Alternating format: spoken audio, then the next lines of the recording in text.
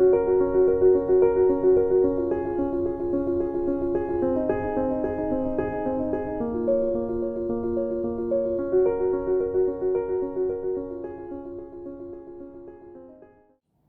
be to the Father, and to the Son, and to the Holy Spirit, one triune God. Amen. We have come to a close of a season and a beginning of another season.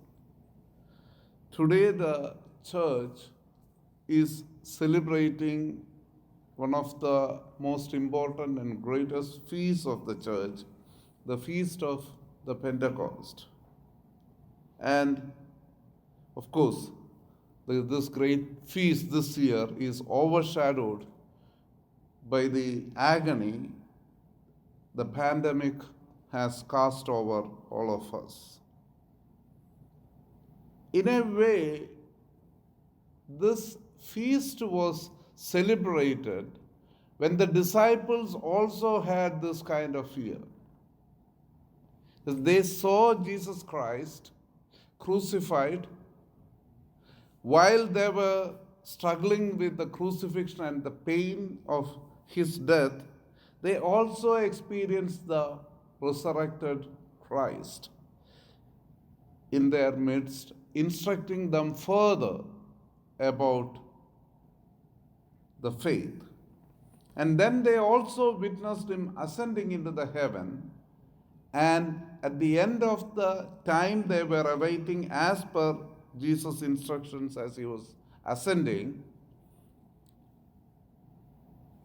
today we are commemorating that even when the Holy Spirit descended and filled the disciples with the Spirit. And in the Acts we read that when this happened, they were filled with the Holy Spirit, and the Spirit became visible as tongues of fire. And Peter, filled with the Holy Spirit, preached. And his sermon or his speech or his exhortation, it said that it is heard by all those who are gathered there in their own tongues. While we see in the Old Testament,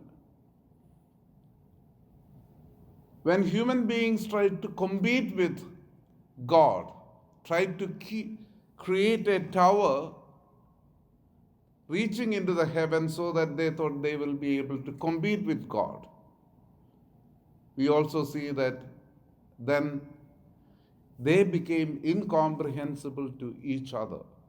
The language became divided. So in a way we can say the humanity was divided from then onwards. They were not able to understand each other. Even now we experience the lack of understanding between races, communities, and even within friends also. But today we celebrate this feast when the apostles preached, everybody gathered there were hearing the message of Jesus Christ or message of the church in their own language. So the language which was divided was again, in Jesus' message, it becomes one. And also this is the feast, we can also say that where the church, which was till then a Jewish community, a small community of Jews gathered around Jesus, becomes universal. It transcends the barriers of the language that human beings created. Jesus' message becomes universal. So after this, we also see the apostles disperse into the different parts of the world, and the church literally becomes universal. And today we read Jesus' own exhortation, how his disciples should be. The analogy he uses is the vine grower, the vine, and the branches and the fruits the vine provides. Those of us who grew up in Kerala, especially in the central Kerala part, till the cocoa cultivation came into existence there, we were not exposed to any cultivation that has got pruning. Traditionally, in that area, what we had was coconut and paddy fields. Both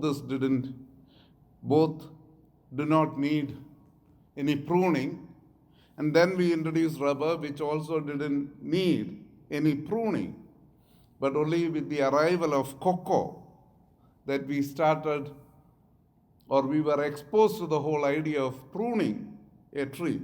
And now we live in Long Island. If you take a trip to the eastern Long Island, you see different vineyards, where you see, if you go in different seasons, sometimes you see vineyards full of grapes, and sometimes you see the bare vines because it is pruned. It's nothing, it looks like shrubs. So now Jesus is using that analogy, because pruning, as far as the plants are concerned, it's a painful experience, because branches are trimmed and the vine grower very carefully inspects each and every branch.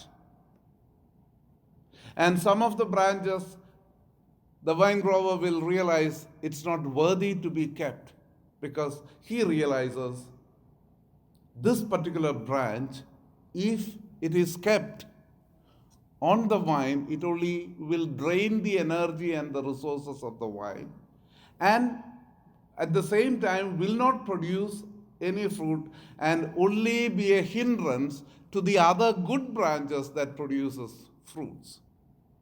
And then he will look at the healthy branches very carefully and then prune them.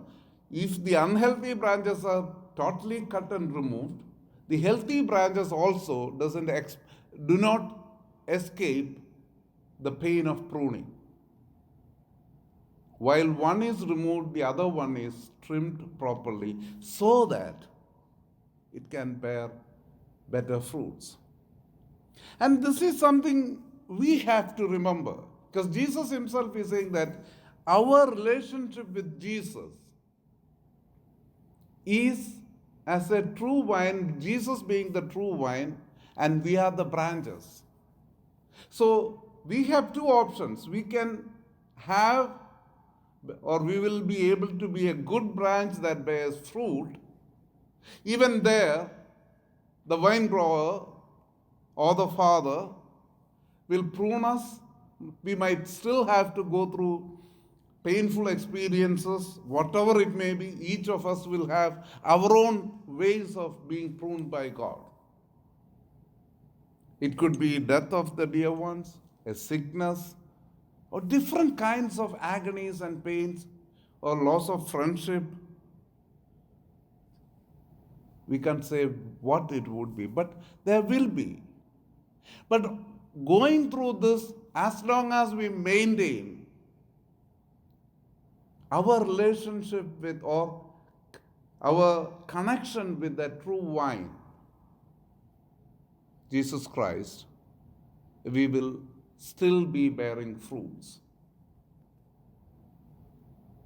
And otherwise, we will be chopped off, gathered, and thrown into the fire. And then he also says the vine grower is glorified by this, that you bear much fruit. So the vine grower who prunes also gets glorified, because his vines produces great fruits. So now we have to look into ourselves and see whether we are bearing fruits. And in the concluding part, Jesus is giving a commandment, not a suggestion. He didn't say that I suggest you love or you abide in my love. He very clearly says, you love one another. This is my commandment. He is not expressing an opinion. He is not expressing a suggestion, but uses that word, commandment. It's an imperative. It is not something we can choose. We cannot love one another. We cannot avoid loving one another and try to be a disciple of Christ. Because once we stop loving one another, we cut that relationship. When that love is missing from us, we become worthy to be gathered and thrown into the fire. And finally, he expresses his own. He's saying that you are my friends, and my love to you is expressed in my own death. There is no greater love than a friend laying down his life for his friends. That is the ultimate love. We saw Jesus Christ expressing in the cross. But when the disciples thought his death was the end of it, when they were at a loss, they also experienced Jesus being victorious over death, being resurrected, and being ascended, and promised. And today, on this feast, his promise was fulfilled by the descent of the Holy Spirit. So this is something we have to remember within ourselves. The agonies, the pain, the separation, different kinds of pruning we go through,